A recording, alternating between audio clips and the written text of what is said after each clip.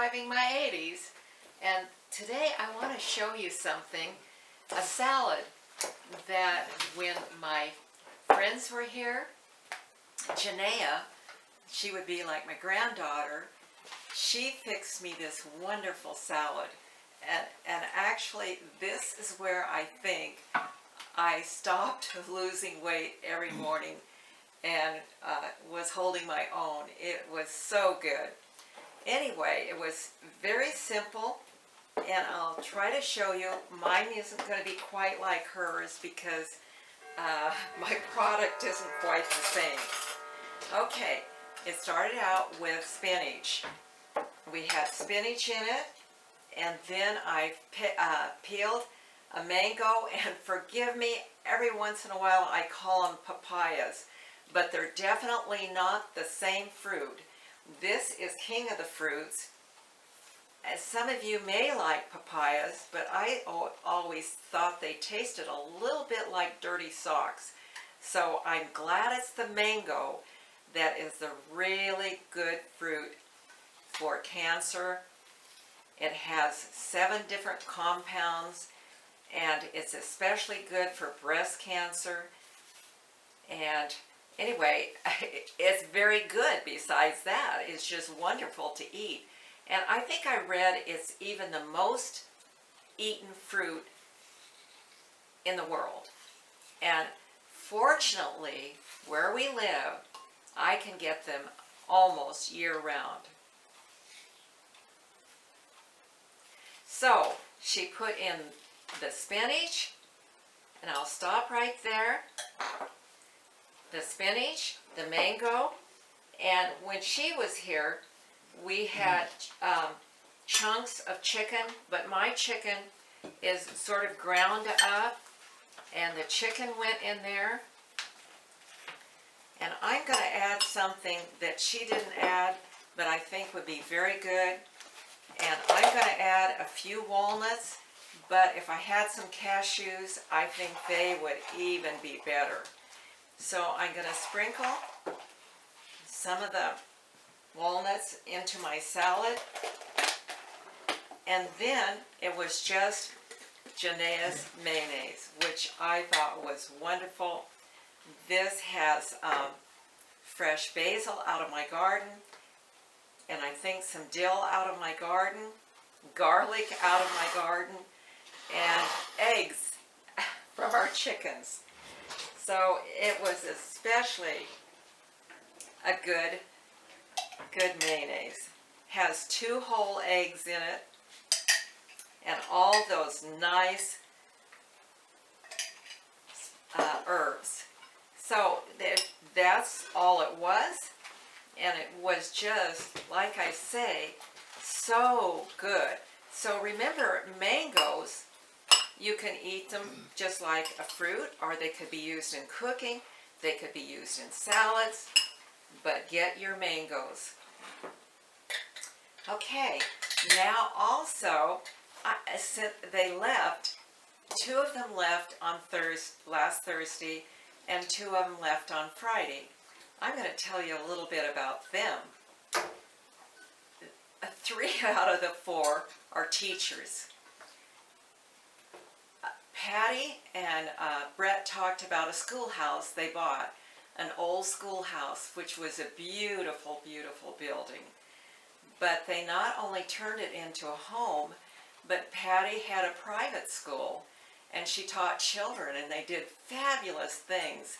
And every year they put on a special play. And one year I can remember it was about Cleopatra. And they wrote the script, they made the props, they put on the play, and people came and watched it and laughed through it and enjoyed it. And it was just a wonderful school that she had.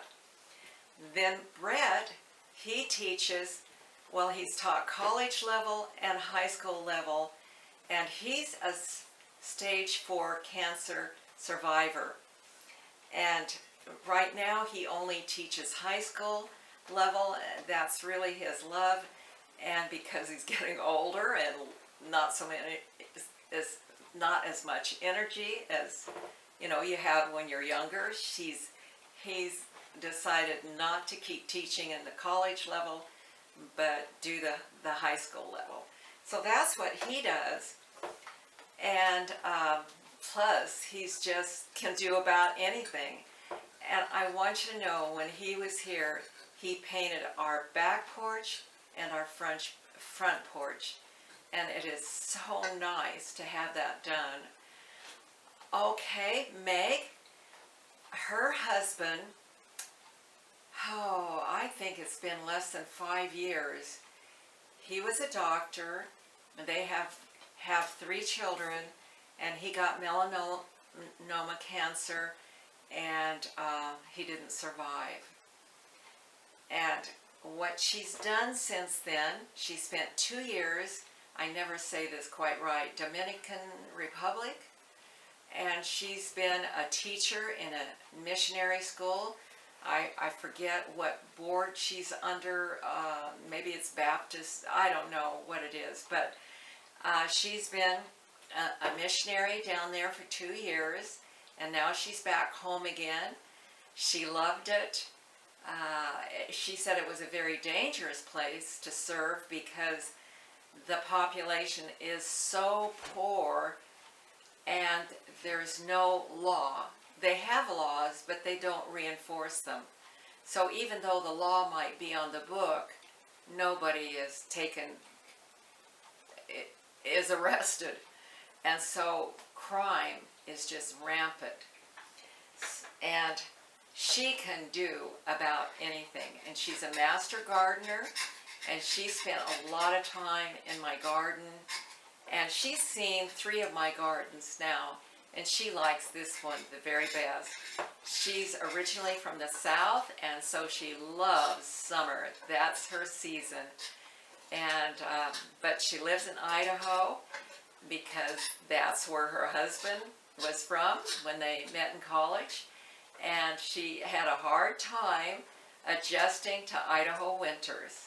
But I think she probably made it because she's still there now when she came home. And they are just super, super nice people. And then Janaea, she was my cook. She fixed my meals. And this was, like I say, one of the meals that she fixed. And so fix yourself a spinach, mango, chicken salad. So there you have it, and I'll let you go now. Come again. I'm going to be here. Or do anything to that. Okay, I just want to show you some of my girls. There's Janaea. She was 3 months old when we first met her. And there's her mom. Hey, Mom. Hi there. And so it's been 26 years. Taking care of it. And I'm sweaty, so my glasses keep They falling. are, and this is the papa of the group. these And are they're the all Asian- here doing things and the getting, Asian pears I picked early because I thought they were apples. Because I'm a horticulturist. A horticulturist from Idaho. Well, we have Asian pears, you know, in Idaho too, but you know, I can't tell an Asian pear from yard. but not in my yard and not on my watch. Anyway, another one of my girls is outside in the yard just having a lot of fun. And so anyway, I just wanted to show you this, that we are doing things. And all I get to do is just rest.